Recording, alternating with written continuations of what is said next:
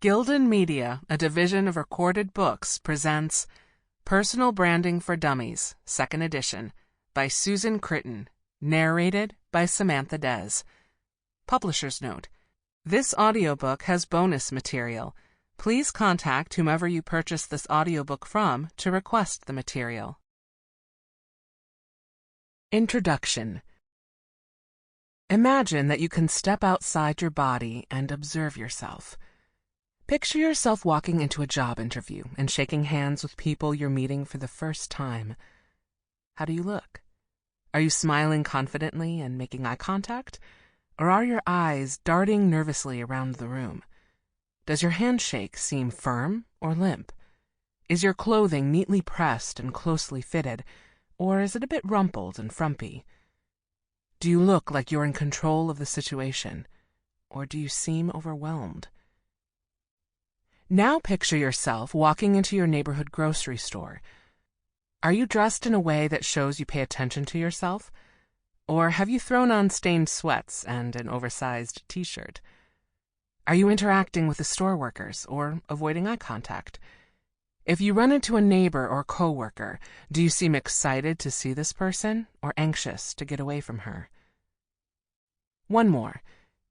Picture yourself at your computer, checking your Facebook page. A friend has sent you an off-color joke. How do you respond? Do you type a raunchy response and send it immediately with the hope of making someone laugh? Or do you opt not to respond in case someone would take offense? Many people would say that they pull themselves together nicely for a job interview, but don't pay much attention to how they look and act at the grocery store or how their social media comments come across. After all, who are you trying to impress in the produce section? And the people you interact with on Facebook are your friends, right? Shouldn't they accept you for who you are, raunchy jokes and all? But here's the rub. People who are the most successful in this world, in business and otherwise, know that impressions matter in every circumstance. They know the importance of being consistent with their actions, words, and appearances so that every person they interact with carries away a similar impression. About this book. This is a how-to book. It's action-oriented.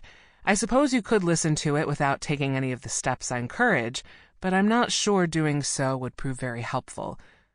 I hope that you interact with the information in this book by taking notes, doing the exercises, and thinking seriously about how you can benefit from each step of the personal branding process.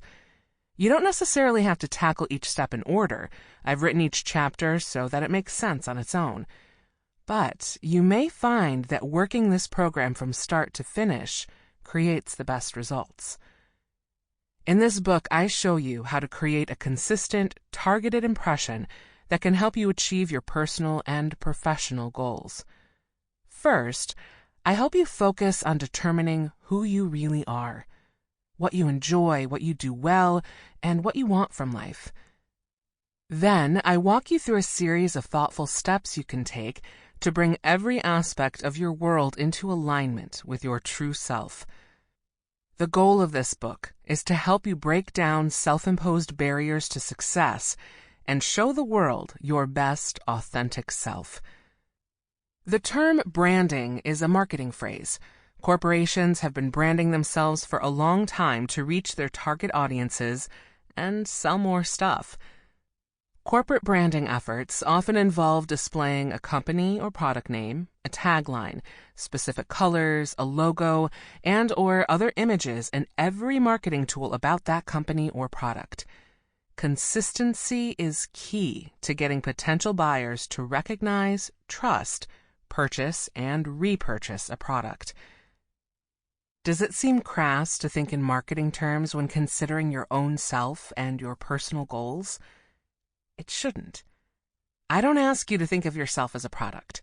Instead, this book is dedicated to helping you figure out who you are as a human being and what sets you apart from every other person on this planet. My hope is that armed with the information you get in this book, you figure out how to soar in your chosen profession or whatever field of action you pursue. no matter what your goals are, making a consistent, positive impression on people will help you achieve them. Foolish assumptions. My biggest assumption about you is that you're going through a change in your life, or hoping to create a change, that may feel somewhat intimidating. Perhaps one of these descriptions comes close to describing your circumstance. You're graduating from college soon and facing the prospect of looking for work in a tight job market. You want to set yourself apart from your peers and have heard that personal branding can help you do so. You're a young professional in your first or second job and feel like you've got greater potential than your coworkers or managers realize. You want to figure out how to show them what you're worth.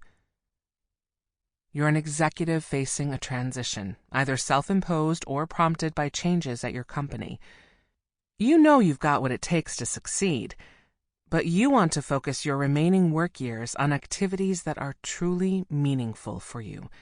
You want to think outside the paycheck with your next move. You're an entrepreneur getting ready to embark on a new venture, and you've heard that branding is key to your success. You don't think of yourself as a corporation, so studying corporate branding techniques doesn't quite make sense. You know that your interactions with potential customers are crucial to building your business, and you need help to make sure that those interactions generate business. You've been out of the workforce for a while and are uncertain how to start the process of getting back in. Maybe you've been raising children or serving in the military. Maybe you retired early and now realize that you need or want to return to work. You need to determine how to market yourself to employers. I know I'm biased, but I believe everyone can benefit from the information in this book. Even if your aspirations don't relate to business, knowing yourself, setting goals, and taking steps to achieve them can improve your life. Beyond the book. In addition to the abundance of information and guidance on developing and maintaining your personal brand that I provide in this book, you also get access to even more help and information at dummies.com. Go to www.dummies.com/cheat sheet/personal branding for a free cheat sheet that accompanies this book. You can also head to www.dummies.com/extras/personal branding for some free supplemental articles that you'll find helpful as you begin your journey discovering and perfecting your personal brand. Where to go from here? I wrote this book so that each chapter makes sense no matter where you begin listening. So feel free to check out the table of contents or index and search for a subject of particular interest. For example, if you're mostly concerned about how to improve your online presence, Chapter 10 may be your first stop. If you've already got a job and need ideas for how to promote yourself within your existing position, Chapter 16 can help. If you're curious why everyone in your professional circle is talking about personal branding, start with the chapters in Part 1. Note, if you're committed to developing your personal brand, I consider the chapters in Part 2 must-reads, especially Chapters 4 and 7. Be sure to spend time with them whenever you're ready to start the branding process in earnest. Part 1. Why is personal branding important? Web extras. Visit www.dummies.com for free content that helps you learn more and do more. In this part, distinguish yourself by creating your personal brand and recognizing what's at stake if you don't. Grasp the process of building a positive set of experiences using key brand elements. Learn from others who have created memorable personal brands. Chapter 1. Showing the world who you are. In this chapter, defining the personal branding process, revealing your true self and your mission, considering your target market and competition, sharing your brand in every form of communication, ensuring that your entire environment is on brand. It's a new brand world. You're branded, branded, branded. We are CEOs of our own companies, Me Incorporated. To be in business today, our most important job is to be head marketer for the brand called you. Tom Peters. The greatest success stories inevitably involve people who stand out from the crowd, people who may or may not have extraordinary talents, but who most definitely know how to represent their capabilities in everything they do. This chapter is your preview of how you can distinguish yourself by creating an image and reputation that set you apart, build trust among the people you want to serve, and represent the true, authentic you. This process, the process of creating your own personal brand, can serve you well whether you're searching for a first job, exploring a change in career, looking to be more viable and successful in your current workplace, or hoping to serve your community as a volunteer or leader. Crafting a personal brand can be exciting and a bit intimidating. To do it right, you have to spend time up front studying yourself and figuring out what really makes you tick. Only with a strong sense of yourself in mind can you undertake the steps that follow, which include identifying your target market, setting yourself apart from your competitors, communicating your brand to the people who need to know you, and aligning every visible aspect of your life with your brand. In this chapter, I outline the whole process so you know what to expect from the rest of the book. Your own success story is waiting to be written. Discovering personal branding. Personal branding caught fire when Fast Company magazine ran a cover article called The Brand Called You by Tom Peters in 1997. Soon, books like Daniel H. Pink's Free Agent Nation, published by Business Plus, and William Bridges' Creating You and Company, Learn to Think Like the CEO of Your Own Career, published by Da Capo Press, joined in to support the idea that you direct your own career path. Being self-reliant means that you're responsible for the direction of your career and the impression that people have of you. The time has come to take control of your personal brand. So, what exactly is personal branding? Your personal brand is your reputation, which is defined by your character. Your personal brand is also your legacy. It's the way others remember you through your actions, your expertise, and the emotional connections that you make. Your personal brand shows your authenticity from the inside out. You have a personal brand whether you know it or not. She is so smart. He is such a slob. I can always count on him to finish what he starts. Personal branding is about expressing your authentic self by allowing you to be the person you're meant to be. But it isn't just some feel-good self-help mumbo-jumbo. It's a strategic process that makes you an active partner in creating the direction of your life. Through personal branding, you find out how to bring more value to your work and to the target market that you serve. You discover how to identify and communicate your unique promise of value. Your personal brand acts as a filter that helps you make decisions that are congruent with who you are and what you stand for. It identifies what makes you unique and clearly communicates your individuality to the people who need to know about you. Having a personal brand sounds like a great idea, but how do you get one? If you're serious about developing your personal brand, a very clear roadmap can get you there. This book guides you through every stop along that map. The following section, in brief, walks you through what you need to do. Know your brand. Knowing your brand sounds easy enough, but how do you figure out what your brand is? 1. Define who you are. The beginning of any branding process is being able to clearly define that brand. In personal branding, the product is you. You must take time to get to know yourself and what is important to you. That's what Chapter 4 is all about.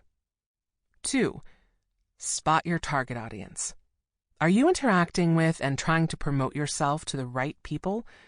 In Chapter 5, I help you determine who needs to know about your personal brand.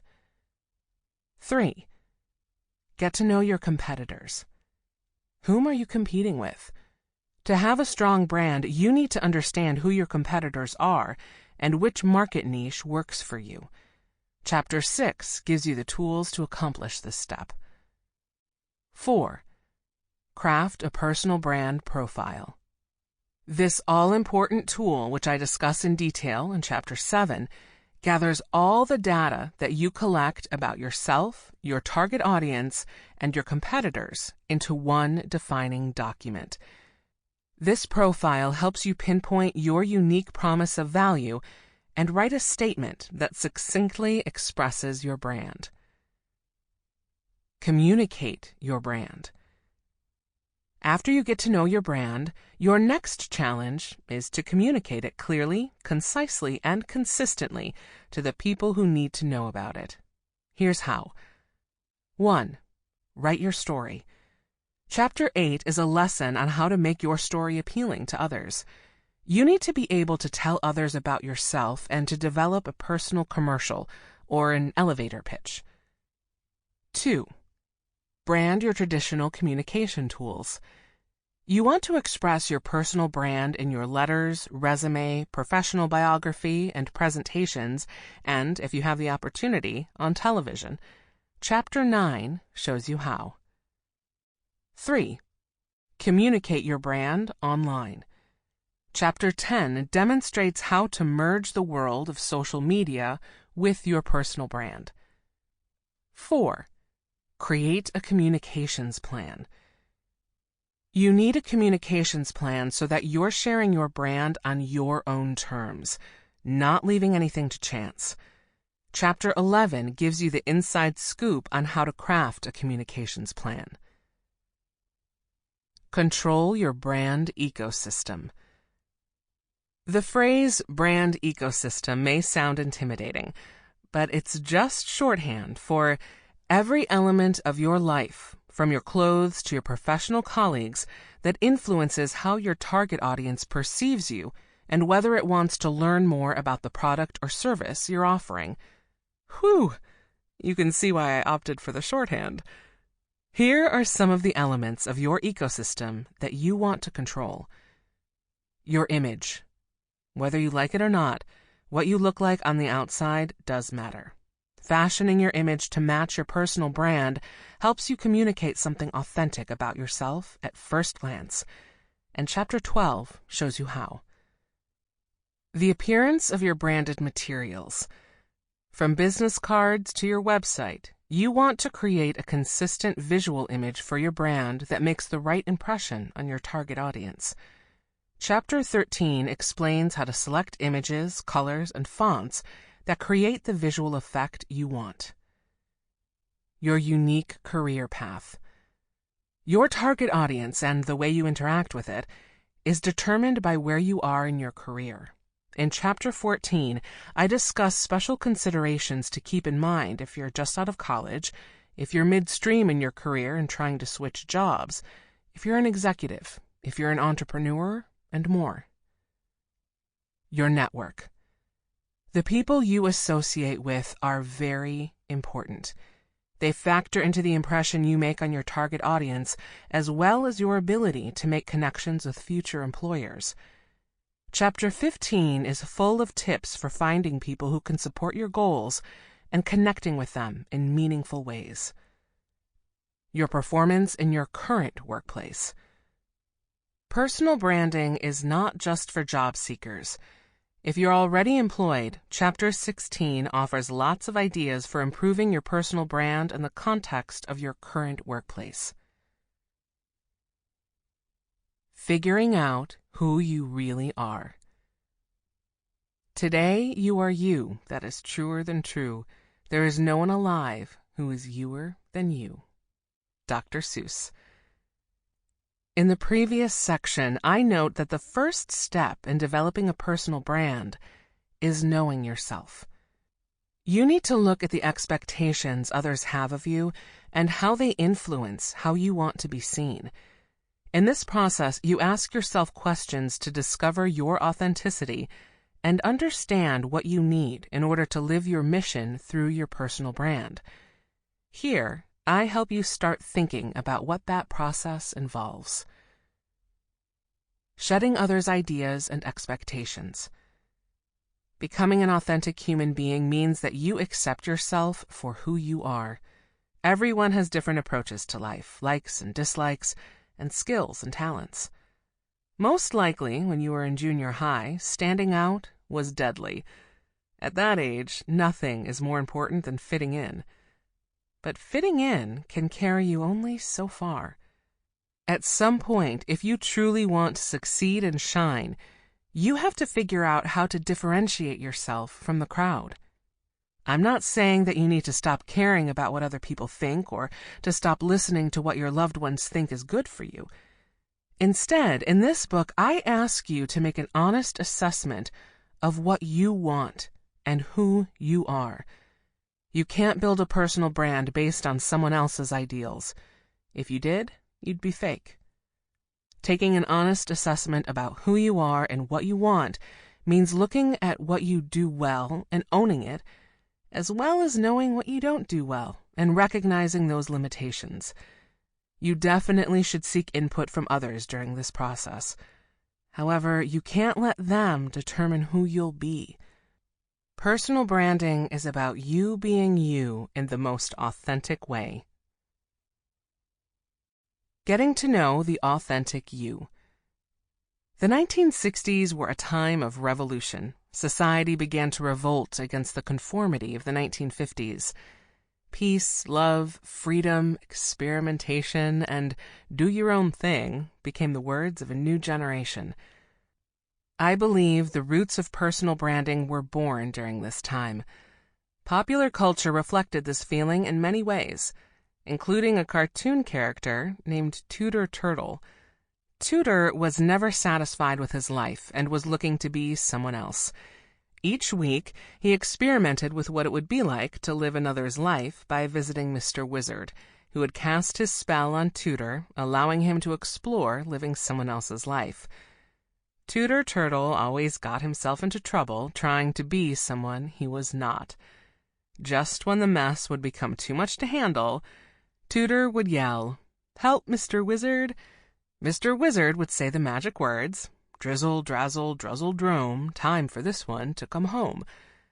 Tudor came home as himself, the only self he could ever really be. Mr. Wizard would say upon Tudor's return that he is what he is, not what he is not. The personal branding process helps you own who you are, quirks and all, so that you don't waste your life wishing to be someone else. In this process, you need to take a realistic look at yourself to understand all the factors that make you who you are. You may spend time experimenting with who you are and who you want to be. Getting to know yourself is truly the toughest part of crafting your personal brand. But the end goal, to live and thrive as an authentic human being, is absolutely worth the effort. Knowing what you need. To determine what matters to you, you first need to identify what you need. A need is something that is necessary for you to live a healthy life. Needs can be as basic as food and shelter, or as complex as contributing your talents to the world. Needs develop as you grow up and become a central part of your character. To brand yourself, you must know what you need. Do you stop yourself from trying something new or taking risks for fear of putting your basic needs in jeopardy? Motivation is directly tied to needs. Maslow's hierarchy of needs, which I explain in Chapter 4, states that people are motivated by their unsatisfied needs.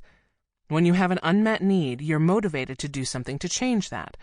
Needs direct your feelings and influence your values. Determining what you need helps you understand what you value and where you need to set your goals. Shaping your identity. Branding guru Robin Fisher-Roffer believes that personal branding helps you to know who you are and be valued for it, to attract what you want, to become more attractive to others, to inspire confidence, to walk your path with integrity, and to distinguish yourself in whatever field you've chosen. Shaping your identity begins with self-awareness. When you know who you are, you can find purpose in your work. I know you must have a high IQ because you're listening to this book, and I'm hoping you also have a high EQ, emotional intelligence quotient. That's because to make the changes necessary to reshape your identity, you must be self-reflective. Self-awareness occurs when you're able to observe yourself as others see you. The most important ingredient as you embark on the personal branding path is self-acceptance. You need to be able to look closely at yourself, be able to listen to what others think about you, and be willing to grow and change.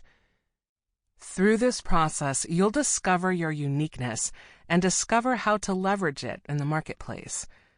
As you get clarity about your vision, values, passions, purpose, and goals, you'll be able to demonstrate your authenticity, knowing that you're coming from a place of strength, rather than trying to practice the chameleon life.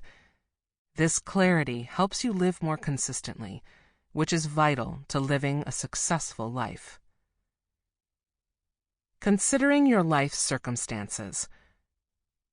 Whether you're fresh out of school, or a young professional, or reconsidering your mid-career options, or preparing for what comes after retirement, you can use your personal brand to help you enjoy each stage of the grand journey that you're experiencing.